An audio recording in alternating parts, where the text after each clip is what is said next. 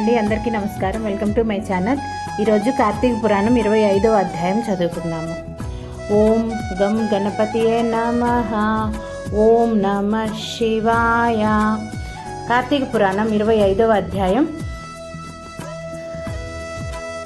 దుర్వాసుడు అంబారీషుని శపించుట. అంబారీష, పూర్వజన్మలో కించిత్ పాపశేషముల వలన నీకు అనర్థము వచ్చినది. ఈ బుద్ధిచే దీర్ఘముగా ఆలోచించి నీకెటుల అనుకూలించునో అటులనే చేయుము. ఇక మాకు సెలవిప్పించుము అని పండితులు పలికిరి. అంత అంబారీషుడు, ఓ పండితోత్తములారా, నా నిశ్చితాభిప్రాయమును ఆలకించి వెడలుడు. ద్వాదశి నిష్టను విడుచుట కన్నా విప్రశాపము అధికమైనది కాదు. జలపానము చేయుట వలన బ్రాహ్మణుని అవమానపరచుట కాదు, ద్వాదశిని విడుచుటయు కాదు. అప్పుడు దుర్వాసుడు నన్నేల నిందింపడు. నా తొల్లి పుణ్యఫలము నశింపదు గాన జలపానమునరించి ఊరకుందును అని వారి ఎదుటనే జలపానము నొనరించెను.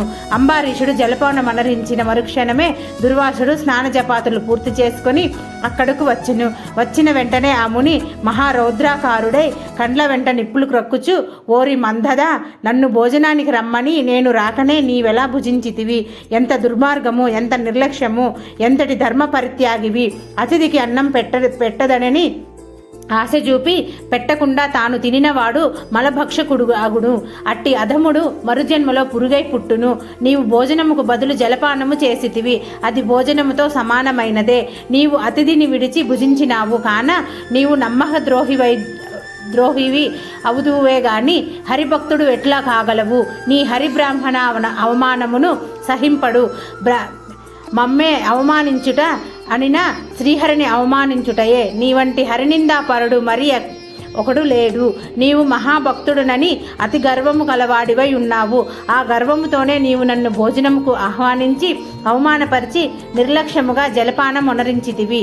అంబరీష, నీవెట్లు పవిత్ర రాజకుటుంబంలో పుట్టినావురా? నీవు వంశము కలంకము కాలేదా అని కోపముతో నోటికి వచ్చినట్లు తిట్టెను. అంబారీషుడు నీ మునికోపమునకు గడగడ వణుకుచు ముకులిత హస్తములతో, మహానుభావ, నేను ధర్మహీనుడను. నా అజ్ఞానముచే నేను ఈ కార్యము చేసి తిని, నన్ను రక్షింపుడు. బ్రాహ్మణులకు శాంతియే ప్రధానము. మీరు తపోధనులు, దయాదాక్షిణ్యములు గలవారు కాన నన్ను కాపాడునని అతని పాదములపై పడెను. దయాశూన్యుడైన దుర్వాసుడు అంబారీషుని తలను తన ఎడమకాలితో తన్ని, దోషికి శాపమియకుండా ఉండరాదు.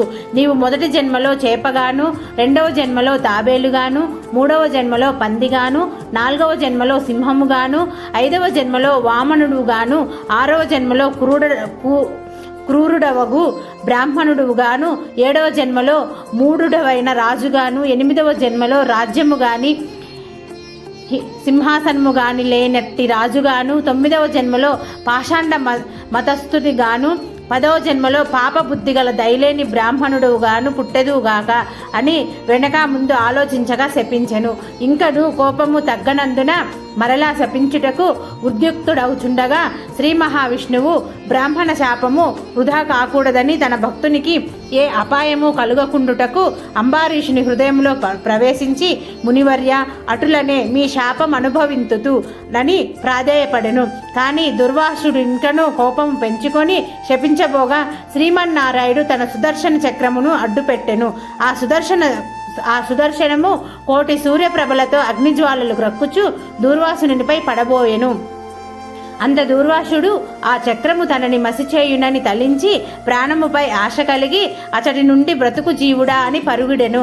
మహా తేజస్సుతో చక్రాయుధము దూర్వాసుని తరుముచుండెను. దూర్వాసుడు తనను కాపాడమని భూలోకమున ఉన్న మహామునులను దేవలోకమున కరిగి దేవేంద్రుని బ్రహ్మలోకానికి వెళ్ళి బ్రహ్మదేవుణ్ణి, కైలాసమునకు వెళ్ళి పరమేశ్వరుణ్ణి ఎంత ప్రార్థించెను. వారు సైతము చక్రాయుధము బారి నుండి దుర్వాసుని కాపాడలేకపోయిరి. ఇట్లు స్కాంద పురాణాంతర్గత వశిష్ఠ ప్రోక్త కార్తీక మహాత్మ్య మండలి పంచవింశోధ్యాయము 25వ రోజు పారాయణము సమాప్తము.